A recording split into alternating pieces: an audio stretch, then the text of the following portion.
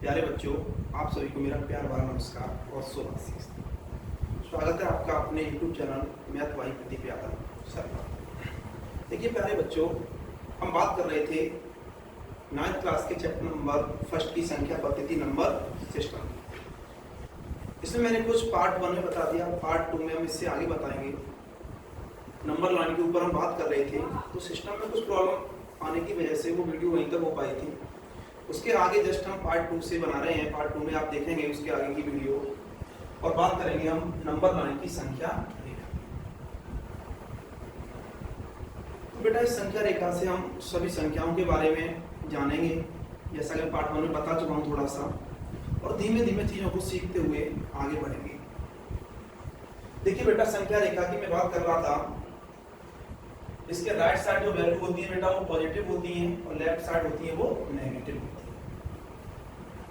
हम बात करते हैं यहाँ से जो 1 से शुरू होती है बेटा, वो होती है प्राकृतिक संख्याएं, नेचुरल नंबर, प्लस के 1 प्लस के 2 प्लस के 3 प्लस के 4 प्लस के 5। तो इन्हें बोलते हैं हम नेचुरल नंबर, जिसे n से डिनोट करते हैं। बेटा अभी ये पूरी संख्या नहीं हुई, 1 से प्रारंभ हुई। एक हमारे गणितज्ञ थे आर्यभट्ट, उन्होंने इस जीरो की खोज की थी। जैसे ही हमें जीरो मिल गया तो इन्हीं में हमने जीरो को शामिल कर दिया, तो बेटा ये बन गई हमारी पूर्ण संख्या।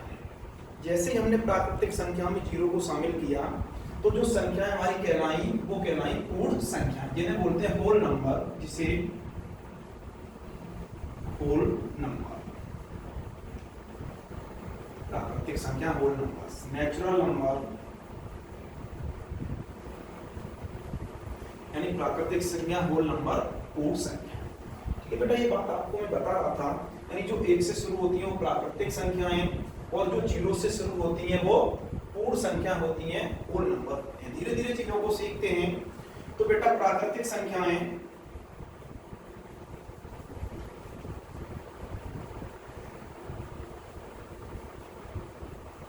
क्या होंगी? 1 2 3 4 डॉट। इसी प्रकार बेटा दूसरा है पूर्ण संख्याएं, 0 1 2 3 4 डॉट डॉट। तो बेटा प्राकृतिक संख्याएं वे संख्याएं जो 1 से शुरू होती हैं, प्राकृतिक संख्याएं कहलाती हैं। पूर्ण संख्याएं वे संख्याएं जो 0 से शुरू होती हैं और अनंत तक होती हैं, पूर्ण संख्याएं कहलाती हैं। देखिए बेटा, आज हमें कुछ नहीं पढ़ना, केवल चीजों को हम अच्छे से समझेंगे, चीजों को समझते हुए आगे बढ़ेंगे।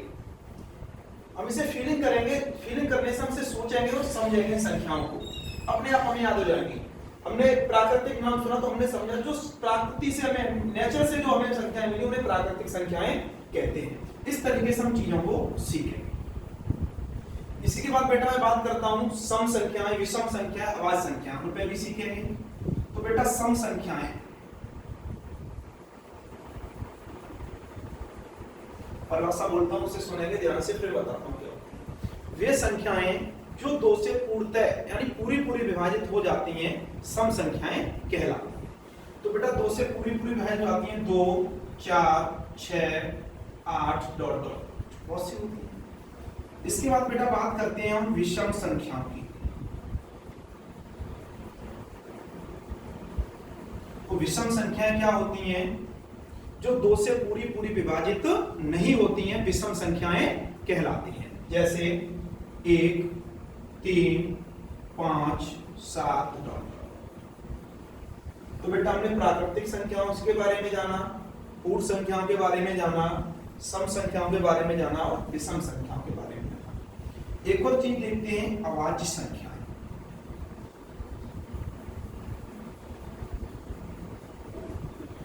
बेटा अभाज्य संख्याएं क्या होती हैं?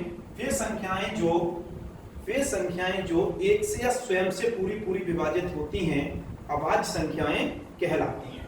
जैसे 2 3 5 7 9। तो बेटा अभाज्य संख्याएं, और हम ध्यान रखेंगे कई सारे एग्जाम में पूछा गया है, ऑब्जेक्ट टाइप में पूछ लिया जाता है, पहली अभाज्य संख्या क्या होती है। या जब हम स्टैटिस्टिक्स पढ़ते हैं तब इसका बहुत यूज होता है, प्रथम 10 अभाज्य संख्याओं का समांतर माध्य बताओ या प्रथम 10 अभाज्य संख्याओं की मध्य का बताओ। तो बेटा ध्यान रखना, जो पहली अभाज्य संख्या होती है वो कितनी होती है? 10 होती है, वो सॉरी 2 होती है। कितनी होती है? 2 होती है। अभाज्य संख्याएं 2 3 5 सॉरी 9 नहीं 11 डॉट डॉट, यानी जिनमें किसी का भी भाग नहीं जाता है, केवल एक से और स्वयं से विभाजित होती हैं, वो कहलाती है अभाज्य संख्या। 7 के बाद 9 नहीं आएगा बेटा 11 आएगा। प्राकृत संख्याएं, पूर्ण संख्याएं, सम संख्याएं, विषम संख्याएं और अभाज्य संख्या, वो हमने इसी संख्या रेखा से हमने सीखा। बेटा एक और चीज देखेंगे, जो नेचुरल नंबर होता है, जो नेचुरल नंबर होते हैं इसे हम पॉजिटिव इंटीजर भी बोल देते हैं, पॉजिटिव नंबर भी बोल देते हैं। धनात्मक संख्याएं होती हैं वही क्या होती हैं, नेचुरल नंबर होती हैं। इसका दूसरा नाम क्या है, नेचुरल नंबर भी बोल देते हैं इसे। और नेचुरल नंबर में हम जीरो को शामिल कर लेंगे तो बन जाती है होल नंबर यानी पूर्ण संख्या। अब बेटा आगे देखते हैं हम, अब हम बात करते हैं पूर्णांक इंटीजर की। तो बेटा पूर्णांक क्या होते हैं, दो प्रकार के पूर्णांक हैं इसमें, धनात्मक पूर्णांक, इधर पॉजिटिव इंटीजर है, उधर क्या है, नेगेटिव इंटीजर है। तो बेटा इधर जो +1 +2 लिखा है इसे धनात्मक पूर्णांक बोलते हैं यानी पॉजिटिव इंटीजर बोलते हैं,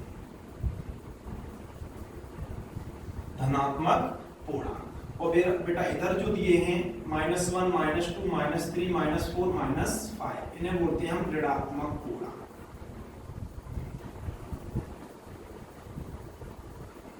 ऋणात्मक पूर्णांक। अब बेटा ये जीरो है, जीरो कैसा पूर्णांक है, तो जीरो ना तो बेटा धनात्मक है और ना ही ऋणात्मक है।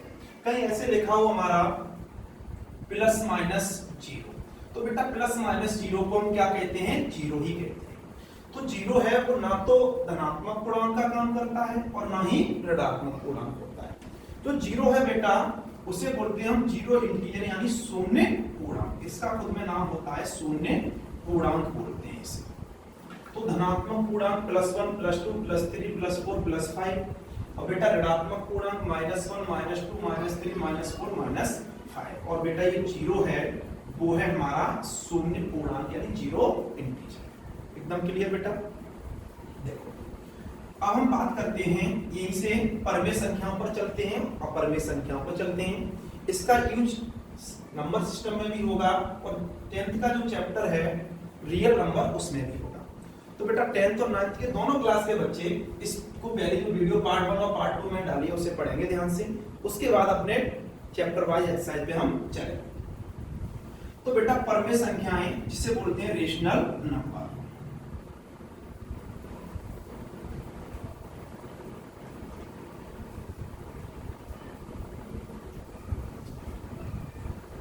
देखिए बेटा परमेय संख्या क्या होती है समझेंगे ध्यान से, यानी वे संख्याएं जो P/Q के रूप में लिखी जा सकती हैं परमेय संख्याएं कहलाती हैं, जहां Q does not equal to 0। और जो PQ है वो सहअभाज्य संख्या है। कई संख्याएं हैं सहअभाज्य संख्या। इसे मैं लिख देता हूं, इसका यूज होगा इसलिए लिख देता हूं इसकी डेफिनेशन। वे संख्याएं जो P/Q के रूप में लिखी जा सकती हैं परमेय संख्याएं कहलाती हैं।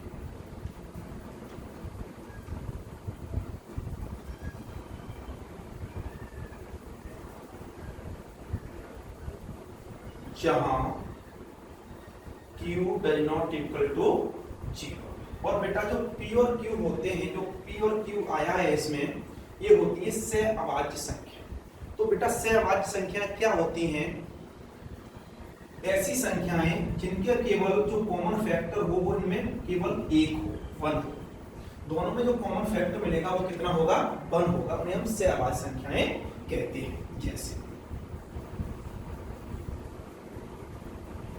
जैसे बेटा परमेय संख्या क्या होती है, 2/3 लिख सकते हैं हम, 5/2 लिख सकते हैं, यानी बहुत सी ऐसी संख्याएं जिन्हें P/Q के रूप में लिखा जा सकता है, वो क्या कहलाती हैं, हमारी परमेय संख्याएं कहलाती हैं। बेटा ऐसे में हम केवल समझते हैं, अब इसे एग्जांपल एक तो बताता हूं। जैसे मैं कह दूं 2, बेटा कैसी संख्या है, तो बेटा 2 को भी हम क्या लिख सकते हैं, जिसका हर कुछ नहीं होता उसका कितना होता है, 1 होता है। तो इसे P/Q के रूप में लिखा जा सकता है। तो ये भी कैसी संख्या है, हमारी परमेय संख्या है। एकदम क्लियर बेटा। तो परमेय संख्या क्या होती है, जो p बट्टे q के रूप में लिखी जा सकती है, परमेय संख्याएं कहला सकती है। बेटा अब हम बात करते हैं अपरमेय संख्या, इसे इररेशनल नंबर बोलते हैं, यानी वे संख्याएं जो p बट्टे q के रूप में नहीं लिखी जा सकती हैं, अपरमेय संख्याएं कहलाती हैं।